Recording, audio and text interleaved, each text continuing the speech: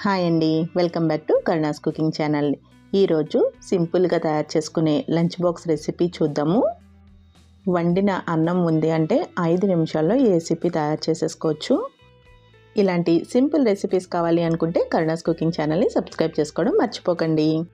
ఈ రెసిపీ తయారు చేయడం కోసం ముందుగా మందంగా ఉన్న ప్యాన్లోకి 1 కప్పు వరకు నువ్వులు, 1/2 కప్పు ఫ్రెష్ కరివేపాకు, 6 నుంచి 8 వరకు ఎండుమిరపకాయలు వేసుకుని వేయించుకోవాలి. స్టవ్ని లో ఫ్లేమ్లో పెట్టుకుని నువ్వులు కమ్మటి వాసన వచ్చేంత వరకు వేయించుకోవాలి. నువ్వులు ఇలా కొంచెం రంగు మారుతున్నప్పుడు దీనిలోకి 1 టీ స్పూన్ వరకు జీలకర్ర వేసుకుని ఫ్రై చేసుకోవాలి. నువ్వులు ఇలా చక్కగా వేగిన తర్వాత స్టవ్ ఆఫ్ చేసేసుకుని వీటిని వేరే ప్లేట్లోకి వేసుకుని చల్లారనివ్వాలి. ఇప్పుడు చల్లారిన నువ్వుల్ని మిక్సీ జార్లోకి వేసేసుకుని రుచికి సరిపడా ఉప్పు వేసుకుని గ్రైండ్ చేసుకోవాలి. నువ్వులు మిక్సీ జార్లో గ్రైండ్ చేసుకునేటప్పుడు ఒకేసారి గ్రైండ్ చేసేసుకోకుండా ఆపి గ్రైండ్ చేసుకుంటే ముద్ద అవ్వకుండా ఉంటుంది. ఇప్పుడు ఈ నువ్వుల పొడిలోకి 8 వెల్లుల్లి రెమ్మలు, 1/2 టీ స్పూన్ పసుపు, 1 టేబుల్ స్పూన్ కారం వేసుకుని గ్రైండ్ చేసుకోవాలి. వెల్లుల్లి రెమ్మలు తొక్కలు తీయకుండా వేసుకుంటేనే ఇలా పొడి పొడిగా వస్తుంది. తొక్కలు తీసేసి వేసాము అంటే ముద్దలాగా అయిపోతుంది. నువ్వుల పొడిని ఇలా ప్లేట్లో చల్లారనివ్వాలి. చల్లారిన తర్వాత ఎయిర్టైట్ గాజు సీసాలో స్టోర్ చేసుకోవాలి. ఇప్పుడు లంచ్ బాక్స్లోకి రైస్ రెసిపీ చూద్దాము. నువ్వుల రైస్ అండి, చాలా బాగుంటుంది.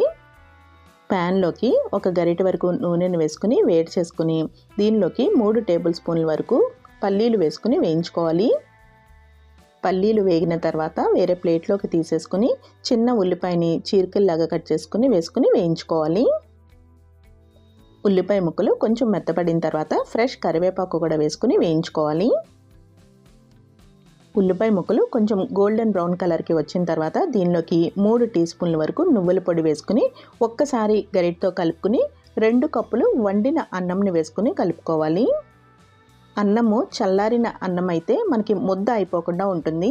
వేడిగా ఉన్న అన్నం అయితే కొంచెం ముద్ద అయిపోతుంది.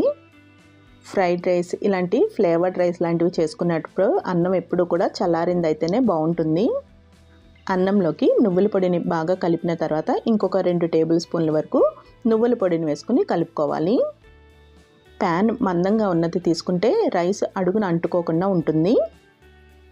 ఇప్పుడు లాస్ట్లో వేయించుకున్న పల్లీలు కూడా వేసుకుని ఒక్కసారి గరిటెతో కలుపుకొని స్టవ్ ఆఫ్ చేసేసుకుని సర్వింగ్ బౌల్లోకి ట్రాన్స్ఫర్ చేసేసుకోవాలి. నువ్వుల పొడి ముందుగా తయారు చేసేసుకున్నాము అంటే ఈ రైస్ రెసిపీ తయారు చేయడం 5 నిమిషాల్లో అయిపోతుంది. మరి రెసిపీ మీకు నచ్చినట్టయితే కరుణాస్ కుకింగ్ ఛానల్ని సబ్స్క్రైబ్ చేసుకోవడం మర్చిపోకండి.